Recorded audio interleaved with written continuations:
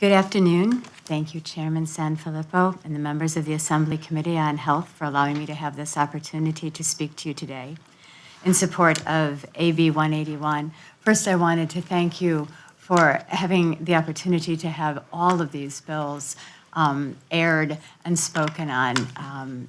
It is really tremendous to be able to live in a state where we are able to do this. My name is Dr. Anne Urlakis. I'm the Executive Director and the co-founder of the Donum Vitae Institute for Nascent Human Life, which is a branch of the Children First Foundation, a foundation which for 22 years has provided financial support for pregnancy help centers. I'm a classically trained and degreed clinical bioethicist. I hold graduate degrees from both Marquette University and the Medical College of Wisconsin. And I'm here to speak to you today both as a bioethicist and a tax-paying citizen of the state of Wisconsin in support of Assembly Bill 181. Passage of AB 181 would require the Department of Health and Human Services, DHS, to decertify providers of the medical assistance program that provide abortion services, thus ensuring that taxpayer dollars would no longer be spent directly or indirectly on subsidizing abortions. Among the core principles of bioethics is that of justice. The U.S. Supreme Court has consistently and repeatedly ruled in cases such as Harris versus McRae and Williams versus Zabaras that there is no statutory or congressional obligation of the federal government or states to fund medically indicated abortions.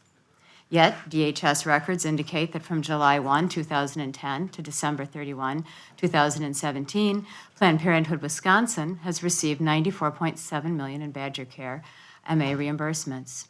Numerous audits over the years continue to reveal habitual overbilling, including a one-month audit, which was spoken about earlier today, in 2016, which determined that 6 Planned Parenthood locations in Wisconsin had overbilled taxpayers nearly $1 million. Similar audits in 12 other states have uncovered a same pattern of fraudulent overbilling in excess of approximately $123 million nationwide.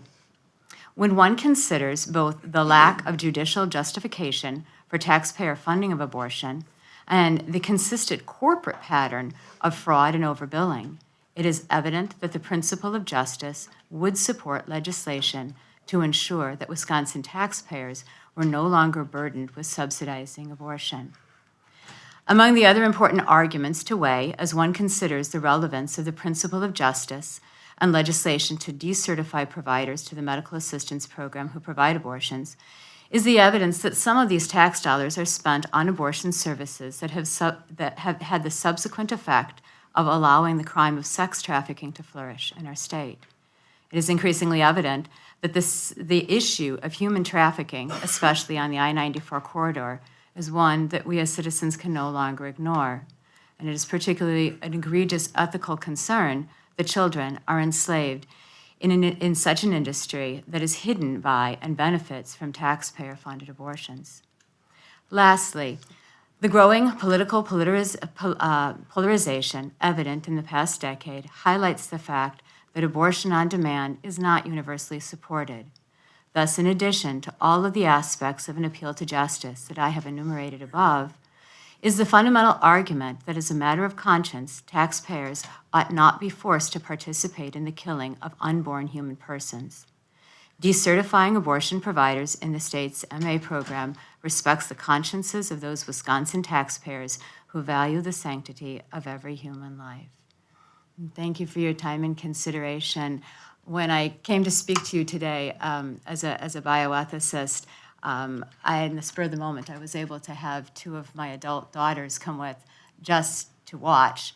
As they sat back there, they became moved by the testimony and also wanted to voice their support for AB 181 and their gratitude for having each of these bills aired.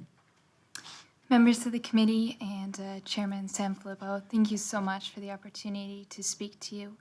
My name is Grace Urlakis. I'm pro-life taxpayer, but probably most notably, I'm a young woman, and therefore I am part of the future of womanhood. I'm here to testify on behalf of women, specifically young women. We are tired of the issue of women's health being reduced to protests, rallies, and rhetorical and redundant questions and statements. We want authentic legislation such as Assembly Bill 181, which would prevent our tax dollars from being directed to an organization contrary to our moral and ethical conscience.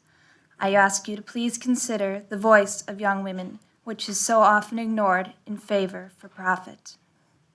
Thank you.